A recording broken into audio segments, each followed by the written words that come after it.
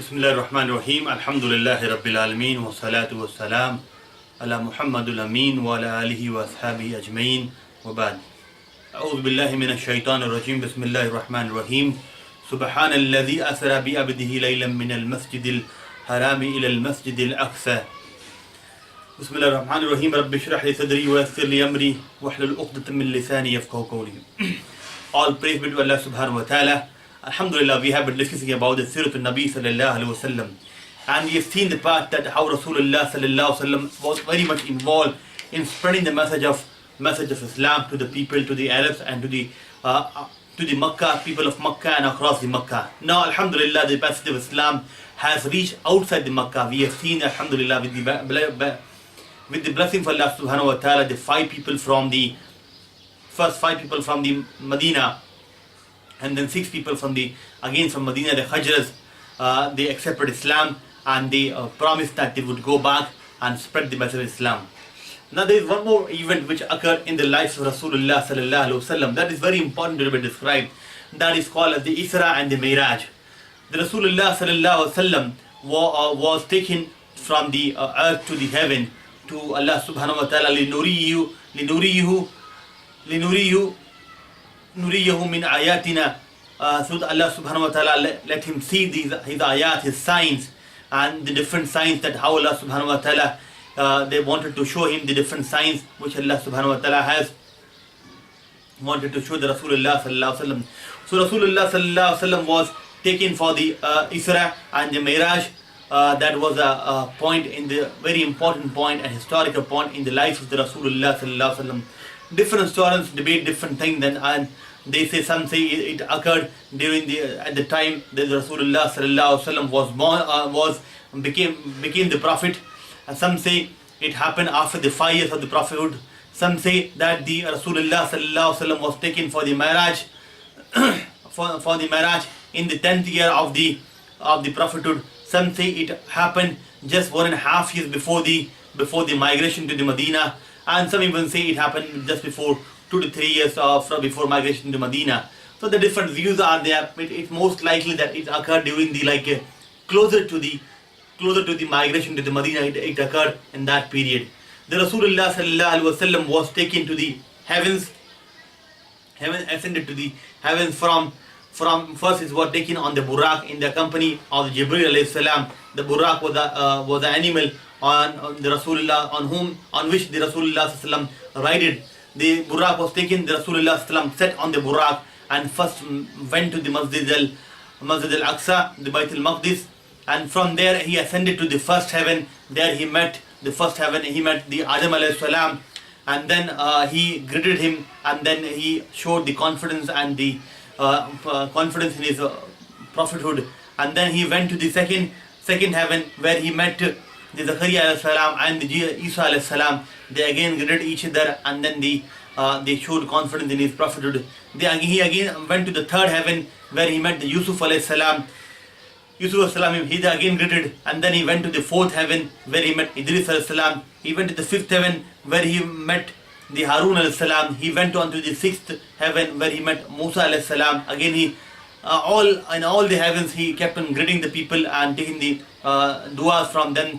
And like when he met Musa alayhi salam, he started crying, and Rasulullah asked that, why are you crying? He said that the man came after me and became prophet, and he will be having more following than myself.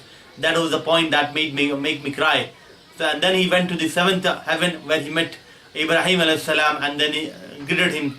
And then Rasulullah sallallahu alaihi wasallam went to the Sadratul Muntaha, and then he also the Baytul Ma'mur, where all the angels keeps on coming. It is narrated in the hadith that almost about at one time 70,000 angels enter that house at single, and their turn will not come till the end, the day of the judgment. So you can imagine that the number of angels that enters that house, Baytul Ma'mur, that they enter. Then the Rasulullah sallallahu alaihi wasallam went to see the hell and the heaven. Rasulullah sallallahu alaihi wasallam was shown the hell, was shown the heaven, was shown, and different things. But even he was shown the two rivers, the Nile and Euphrates, and that was the settling point of the ummah of Rasulullah. The message of Rasulullah would settle over there.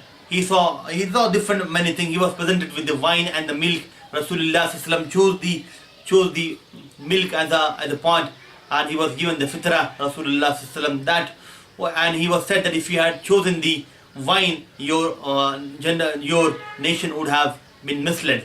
So the Rasulullah sallallahu experienced different kind of things during that Isra and Miraj. Rasulullah sallallahu, that was the two.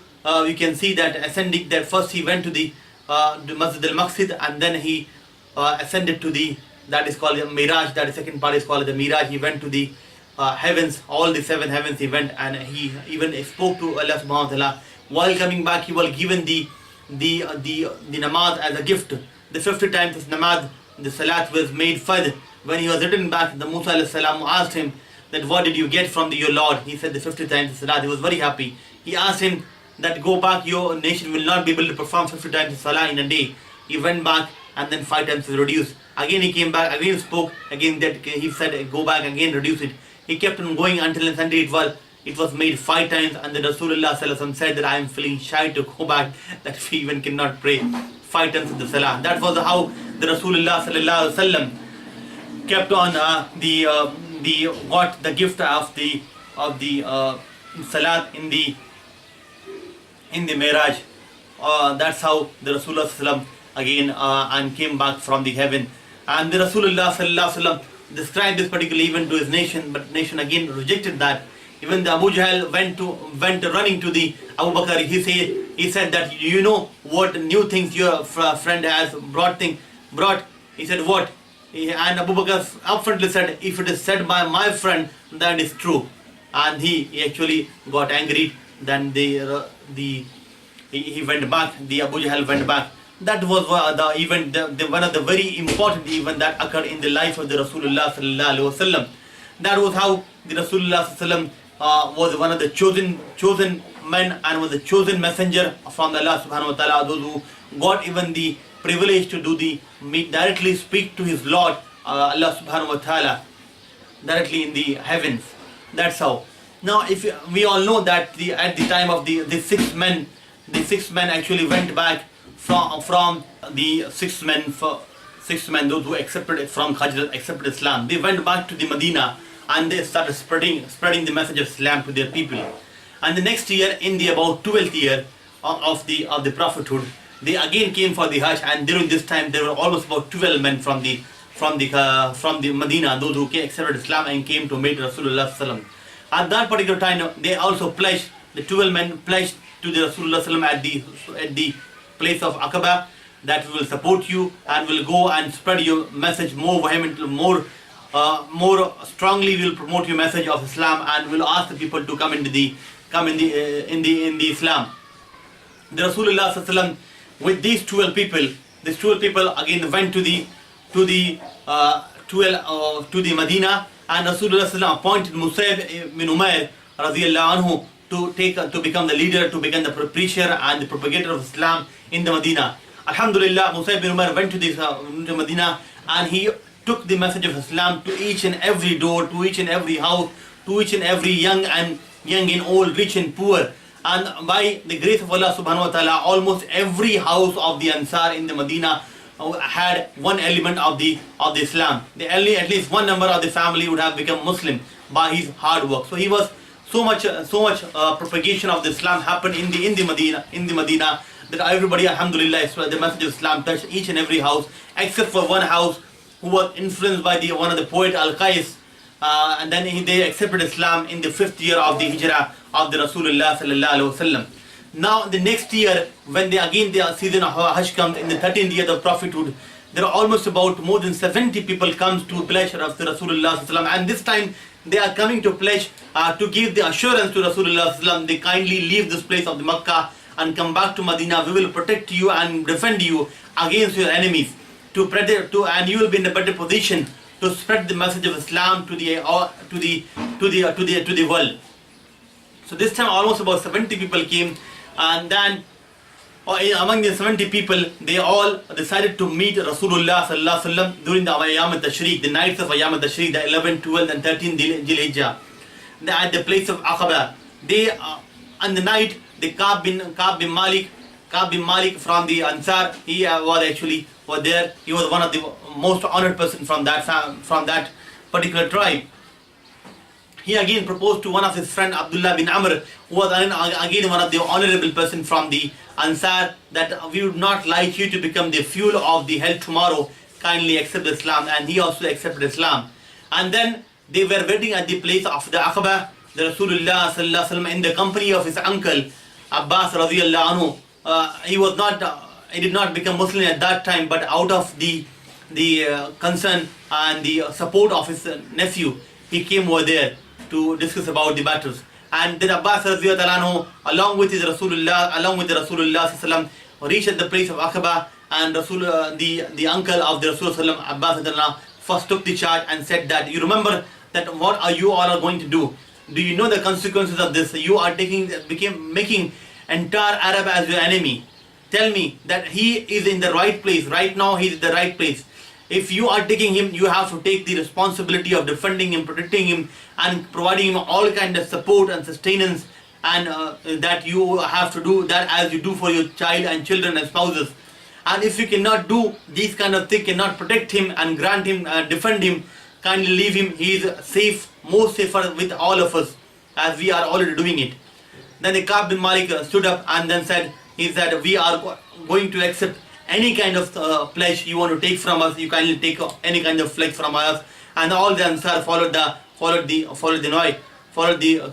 call. And everybody asked the Rasulullah to take the pledge. And alhamdulillah, everybody took. Rasulullah took the pledge from all the 12, all the people at that particular on the Muqam of the Aqabah. The pledge actually included many things. Mostly the 5 things included 5 things, that to listen to and obey in difficulty and ease. That all the Ansar would listen to him and obey him in whether difficulty and the other ease. They will spend in the plenty and the scarcity. Whether they had the plenty of money or the scarcity of money, they will have to spend on me or for my message, for what I have planned to do, what Allah subhanahu wa ta'ala has commanded me to do. That you have to spend. You have to enjoy good and forbid the bad things. You have to enjoy the good things, what Allah subhanahu wa ta'ala has said. That what Allah has already said in the Quran, that Kulu mimma fil ardi halalan tayyiban wa la tattabi'u khutuwat ash-shaytan. You eat and enjoy the good things and do not follow the footsteps of Satan. That's how you will fear none but Allah subhanahu wa ta'ala. You will fear none but fear none but Allah subhanahu wa ta'ala. And you will aid and protect me as you protect your children and your spouses. That was very important point, because out of the Rasulullah sallallahu alaihi wasallam was going there. Protection was one of the very important factor, because that was one of the most important central point of the Rasulullah sallallahu alaihi wasallam migration to the Medina, because that was the Rasulullah sallallahu alaihi wasallam had feared his life, and there was a threat to his life in the Makkah. That was the main reason that he was to suffer. But again, all the 4 above points that was signed in the pact, and everybody agreed to that particular point, and that's how. Now Rasulullah sallallahu alaihi wasallam appointed 12 representatives from that group from the Medina, that they will be responsible for the affairs of the people. They have to convince whatever the points that we have decided, we have agreed. They have to convince their own people to follow and agree to all the points what we have just discussed, the 5.5 major points. And then a pact was signed. Alhamdulillah, everybody was happy. And the Rasulullah sallallahu alaihi wasallam, and then the jinn, a devil from that place, the Aqabah, he actually tried to expose when the covenant was signed, everything was signed. He shouted to inform the people, the Quraysh, that what they are doing is against their own interest. And Rasulullah recognized that. He said he is either the jinn of this particular wadi, this place, Aqabah, and he said that we are going. Rasulullah said to that, and they all actually peacefully departed. After they departed, the Quraysh heard the voice of the jinn, and they arrived at that place.